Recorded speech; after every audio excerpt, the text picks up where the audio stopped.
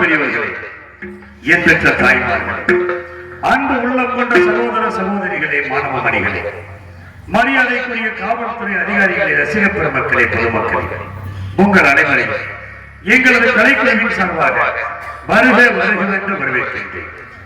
இந்த நாடக கலையை வளர்த்த தவத்திரு சங்கரதாஸ் சுவாமிகள், சூடியூர் கனக சேவாவில் உள்ளவர்கள், நமச்சிவாயபுரம் என்ன வரதராசாய் அவர்களை பாதம் தடித்து சிவகங்கை மாவட்டம் தஞ்சாவூர் M.K. முத்துச்சாமி ராஜநடிகை சமய கருப்பு ஆகிய நான் மாமன்னர் அரிச்சந்திரன் பாத்திரம் தாங்கி உங்கள் அன்பையும் ஆசியும் பெற உங்கள் முன்னால் வருகிறேன். நன்றி, வணக்கம்.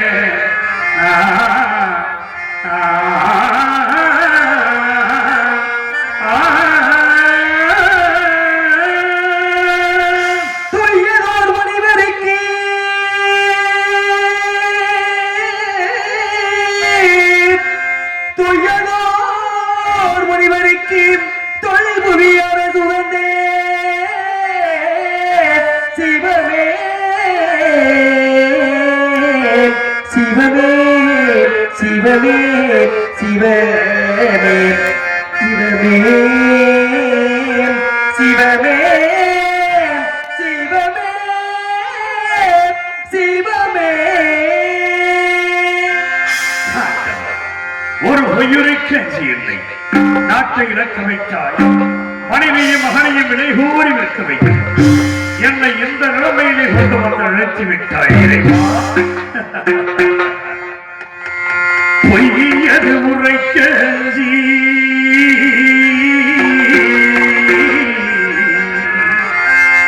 பொய்யது உரைக்க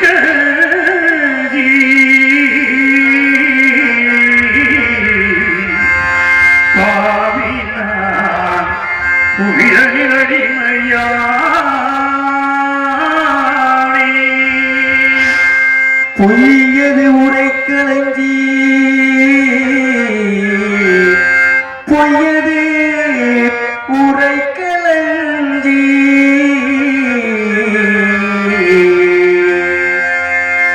பையகளெல்லாம் காத்தனா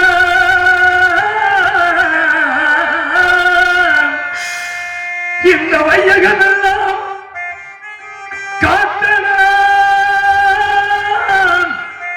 மயானத்தை காக்க போரே வையகமோ காத்தனா ஆதி மயானம் காக்க புறப்பட்டே தெய்வமே தெய்வமே சிவமே தெய்வமே தெய்வமே தெய்வமே பொய்யது உரைக்கஞ்சி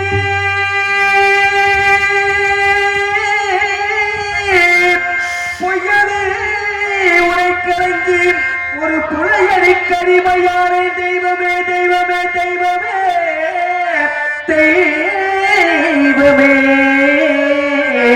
தெய்வமே தெய்வமே தெய்வமே தெய்வமே தெய்வமே தெய்வமே தெய்வமே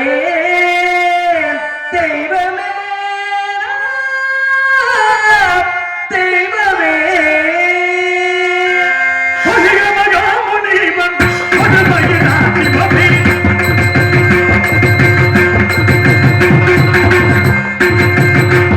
மகாமுனிவன் பகவதினான் சிவமே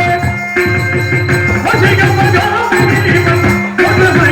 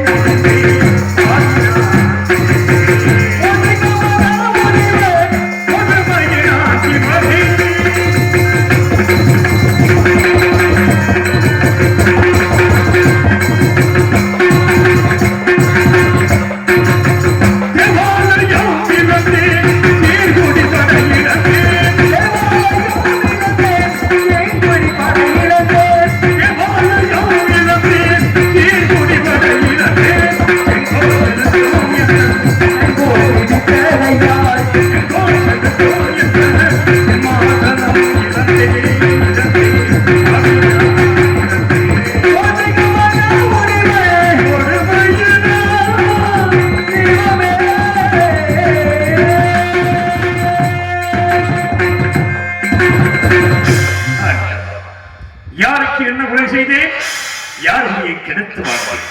இந்த மண்ணுலகில் உள்ள அல்பத் தலைவரும் இன்புற்று இருக்க வேண்டும் என்பதற்காக அல்லும் பகலும் அணிதினமும் திருப்பதியை பயந்திருந்தேன். இறைவா, நான் என்ன குற்றம் செய்தேன்?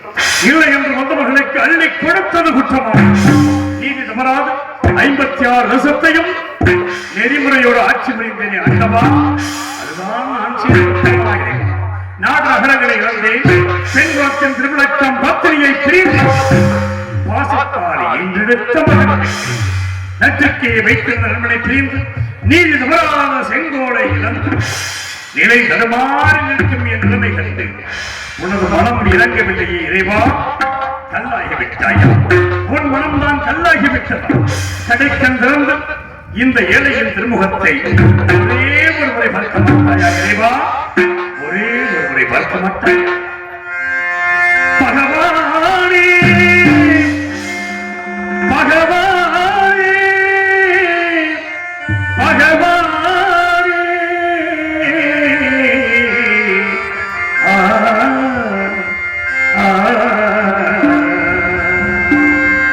பகவானே மௌனமே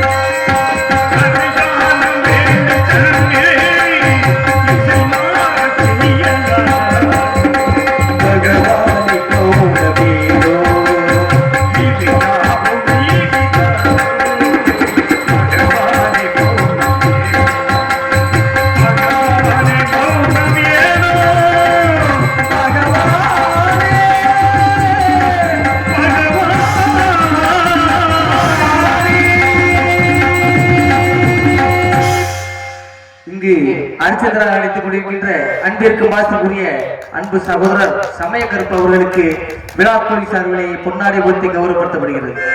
பொன்னாடை புகழாரம் சுற்றிய கிராமத்தார்களுக்கு நாடகத்தை காண வந்திருக்கூடிய சுற்று வட்டார பருவடி மக்கள் அத்தனை பேருக்கும் நெஞ்சார் நன்றி தெரிவித்து கலைப்பையை தொடங்குகிறோம். நன்றி, வணக்கம்.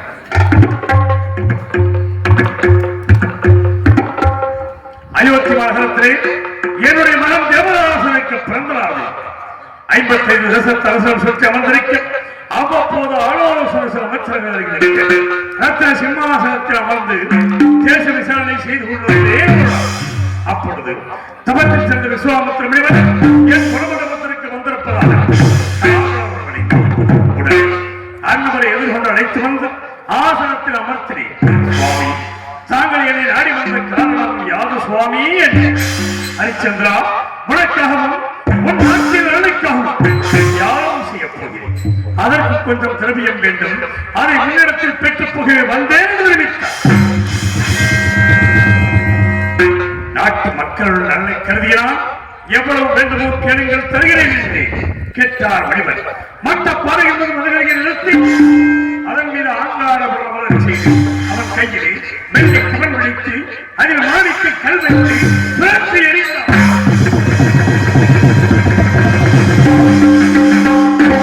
அந்த மாணிக்க கல்லானது மேலே சென்று கீழே வந்து விழுந்து எழுந்தூரம் திரவியம் தர வேண்டும் என்று தெரிவித்தார். அவர் கேட்டபடி நான் திரவியத்தை கொடுத்தேன். ஹரிச்சந்திரா, நான் வசிப்பது ஆரணியம். இத்திரவியத்தை அங்கு நான் வைத்துக் கொள்ள முடியாது. யாகத்திற்கு முகூர்த்த நாள் முடிவு செய்து பிறகு வந்து எடுத்துச் செல்கிறேன். அதுவரையில் உன்னிடத்தில் இருக்கட்டும் என்றார். தங்களை போன்ற மகான்களுக்கு கொடுத்த பொருளை மீண்டும் நான் வைத்துக் கொண்டால் நன்னிலை வாயில் நகரற்று போவதாக சுருதிகள் புரிகிறபடியாக இப்பொருளை நான் வைத்துக் கொள்ள அறிவதில்லை. தயவு செய்து தாங்கள் எடுத்துச் செல்லுங்கள் என்று கவலை வேண்டாம். உன்னுடைய கணையாள் மோதிரத்தில் என்னுடைய உத்ராட்ச மாலையை அடையாளமாக வைத்தாலும் மோசமில்லை. அதன்படி செய்யலாம் என்று செய்துவிட்டு முனிவர் சென்ற சிறிது நேரத்தில் ஆசார வாசலிலே குடிமக்கள்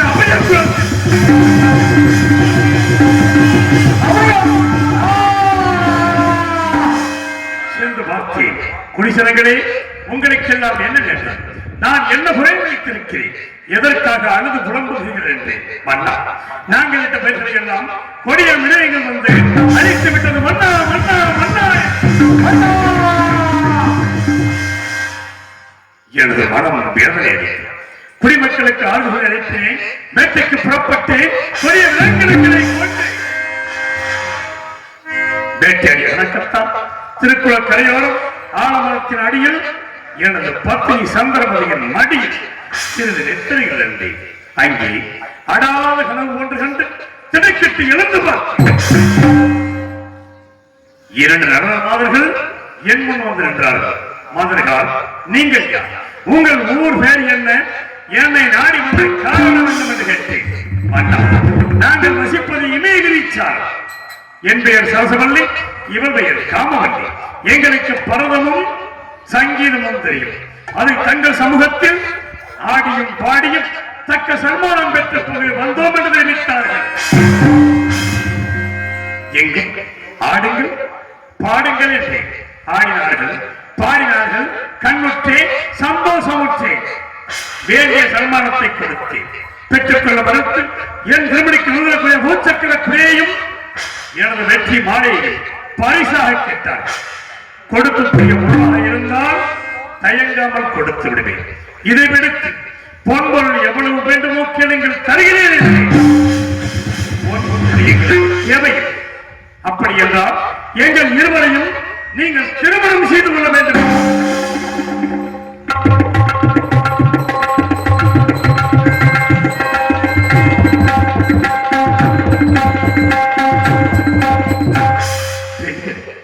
நான் சந்தானம் என்று பிரதானம் வச்சிக்காதவன் தயவு செய்து இந்த இடத்தை விட்டு போய்விடுங்கள் என்று எவ்வளவோ அறிவுரைகளை எடுத்து கூறினேன். கேட்கவில்லை. காவலர்கள் அழைத்து அடித்து மாதவன் சென்ற சிறிது நேரத்தில் விஸ்வாமித்திர முனிவர் கடும் கோபத்தோடு வந்தார். என் திருமுடியை காலால் ஏற்றி மணிமணி மணியை சாய்ந்து விட்டது என்று கூட அதற்கு மாறாக நெஞ்சம் இந்த திருமுடிகளை பதித்திருக்கிற கற்கள் முனிவரின் பாதத்தை பொன்படுத்தியதோ என்று பாதத்தை தொட்டே சண்டம் நான் அனுப்பிய மாதர்களை ஏன் அடித்து சுரத்தினாய்? என் கோபம் தீர வேண்டும் என்றால் அந்த மாதர்கள் இருவரையும் நீ திருமணம் செய்து கொள்ள வேண்டும் என்று அனைத்தும் நடந்த தாங்களாய் இவ்வாறு கூறுவது. நான் திருமணம் முடித்தவர், எனக்கு ஒரு மகன் இருக்கிறான் சுவாமி. எல்லாவற்றையும் அறிந்த தாங்கள் அறியாதது போல் பேசுகிறீர்கள். வேண்டாம், அதற்கு மாறாக கண்ணை வேண்டியிலும் ஈகிவேன் காக்கின்றேன்.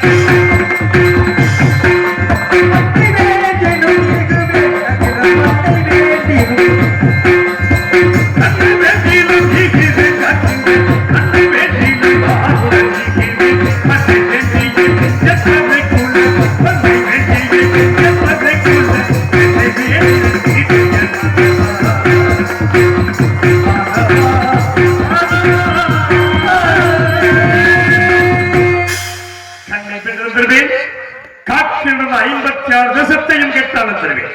ஒரு பொழுதும் அந்த மகனை அடைய மாட்டேன் என்று உன் கண்கள் நினைத்திருக்காங்க. நீ கூறியபடி இப்பொழுதே 56 தேசத்தையும் எனக்கு தாரை பார்த்து கொடு. ஒரு வார்த்தை அவமானத்திற்காக சொன்னேன். இல்லை என்று சொன்னால் சொல் தவறியதாக போய்விடுமோ என்று சொல்கிறார். அன்பு மனைவி தாராபதியை கிண்டிகளை ஜலம் கொண்டு வரச் செய்து முனிவருக்கு உபயமாக 56 தேசத்தையும் தாரை பார்த்து கொடுத்தேன். சற்று நேரம் கிடைத்தது. ஹரிச்சந்திரா, நீ யாகத்திற்கு கொடுத்தாய் அல்லவா திரவியம், அதை இப்பொழுது கொடு என்றார். அந்த திரவியத்தை அரண்மனைகளை களஞ்சியத்தில் வைத்து பூட்டிய வாழ்க்கையில் எடுத்துக் கொள்ளுகிறேன். நீ நாடகங்களை தாரை பார்க்கும் பொழுது பொருள் நீங்களாக தாரை பார்க்கவில்லை. இல்லை என்று சொல்லிவிடு, போய்விடுகிறேன். இல்லை என்று சொல்ல மாட்டான் என்று ஹரிச்சந்திரன். எனக்கு ஏதாவது ஒரு தவணை கொடுங்கள், தவணைக்குள் தங்களுக்கு சேரவில்லை திரவியத்தை நான் கொடுத்து விடுகிறேன் என்று ராஜகர் 48 நாட்கள் தமிழ் நடிகிறேன். யாருக்கு சேர்ந்த திரவியத்தை நட்சத்திரங்களை உன்னோடு அனுப்பியிருக்கிறேன். அவரிடத்தில் கொடுத்து விடுகின்றார். நான் சம்பாதித்தேன்.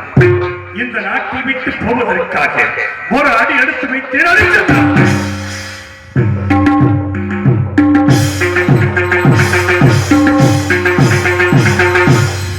நாடு நகரங்களை கொடுத்து விட்டேன். பொன்பொருள் தருவதாக தங்களுக்கு வாக்கு கொடுத்திருக்கின்றேன். மீண்டும் நான் என்ன கொடுக்க வேண்டும் சொல்லுங்கள் என்றேன். ஹரிச்சந்திரா,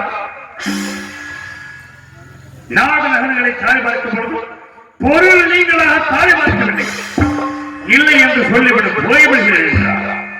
இல்லை என்று சொல்ல மாட்டான் இந்த ஹரிச்சந்திரன். எனக்கு ஏதாவது ஒரு தவணை கொடுங்கள், தவணைக்குள் தங்களுக்கு சேரவில்லை திரவியத்தை கொடுத்து விடுகிறேன்.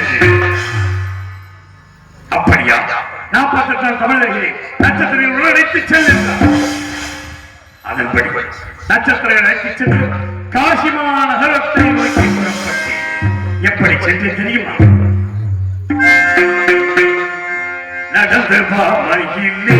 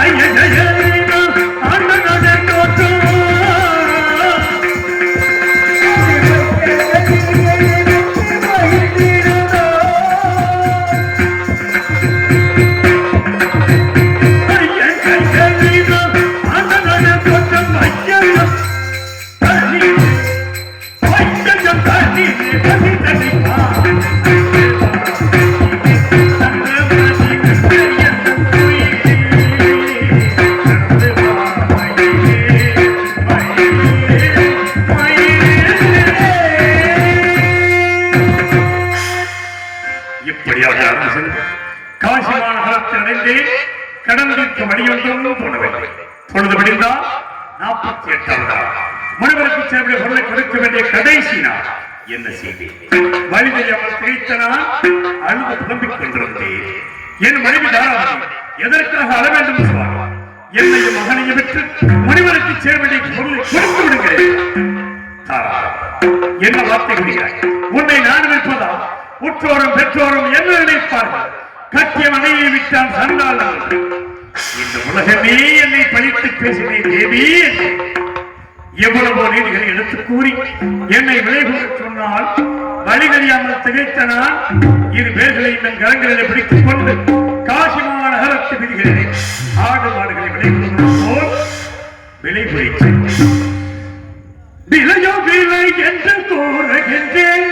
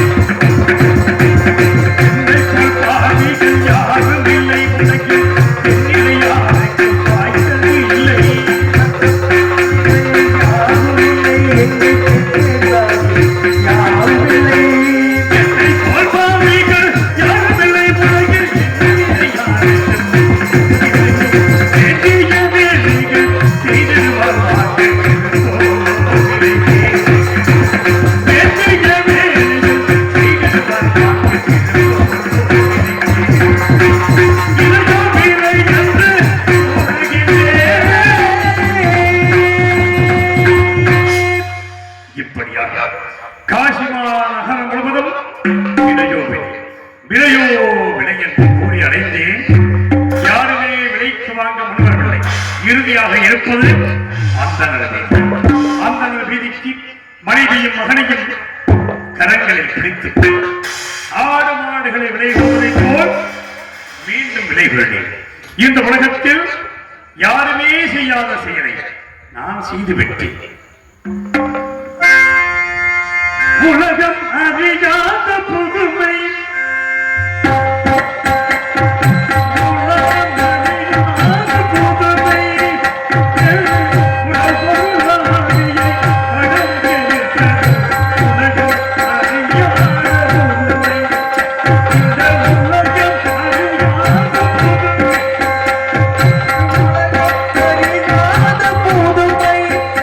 இந்த உலகம் அறியாத புதுமை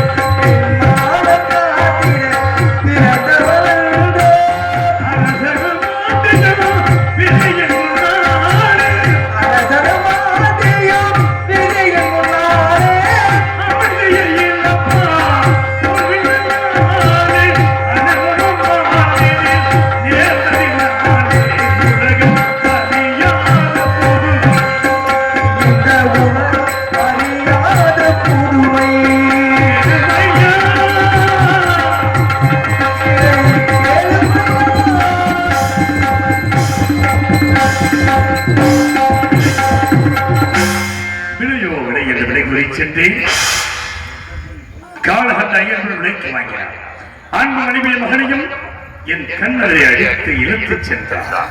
அந்த கொடிய செயலை என் நெஞ்சம் மறக்கவில்லை இறைவா. அந்த பொருளை பெற்றனால் தலைவருக்கு கொடுத்துவிட்டு பட்டகடம் தீர்ந்து விட்டது நினைத்து நட்சத்திரங்கள் ஓடோடி வந்தான். ஹரிச்சந்திரா, உன்னோடு 48 நாள் கஷ்டப்பட்டு வந்திருக்கிறேன். எனக்கு போகிறாய் 16,000 கொடுத்தாலுடைய இல்லை என்றால் இந்த பொருளை முனிவருக்கு கொடுக்க மாட்டேன், நான் வைத்துக் கொள்வேன் என்றார். இனிமேல் என்னிடம் என்ன இருக்கிறது, எதை வைத்துக் கொடுப்பேன் என்றேன். ஏனில்லை, நீ இருக்கிறாயல்லவா, உன்னை விட்டு கொடுக்கலாம் அல்லவா என்றார். ஆம் சுவாமி, என்னை நான் மறந்துவிட்டேன் என்று சொல்லி அன்பு மந்திரி சத்தியை அழைத்து என்னையும் இந்த காசிமா நகரத்து வீதிகளிலே யாரமாவது விலை குறிவிட்டு விடுங்கள் என்றேன். மனம் சூழ்ந்து விலை கூற முடியாத மந்திரியார் மூர்ச்சியாகி கீழே சாய்ந்து விட்டார்.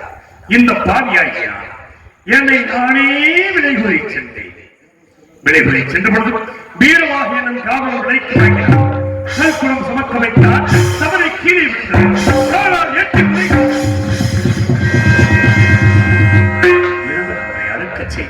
அறுக்கப்படும் கத்தியான கையிலே அறுபட்டு ரத்தம் கட்டுவதை ஹரிச்சந்திரா, உனக்கு இந்த வீட்டு வரையெல்லாம் சரிப்படும். நான் காக்கின்ற மயானத்தில் இருக்கின்றேன். வருகின்ற விடம் ஒன்றுக்கு காற்பணம் ஒரு குளத்துண்டு வாய்க்கரிசி 3 காற்பணம் உனக்குண்டு எனக்கு அனுப்பிவை. வாய்க்கரிசி மட்டும் உனது புசிப்பிற்கு வைத்துக் அரண்மனையிலே அரசுவை உணவு கொண்டு வாழ்ந்தனால் மயானத்திலே பிணத்தின் மேல் போடப்படுகின்ற வாய்க்கரிசி உண்டு மாணவர்கள் என்னை கொண்டு வந்து நிறுத்தி விட்டாய் இறைவா. கட்டளைப்படி மயானத்தை காக்க புறப்படுகிறேன் இறைவா. மயானத்தை காக்க புறப்படுகிறேன். விதிவழியோடு மதிவழியோடு விதிவழி பெறுதே மதிவழியோடு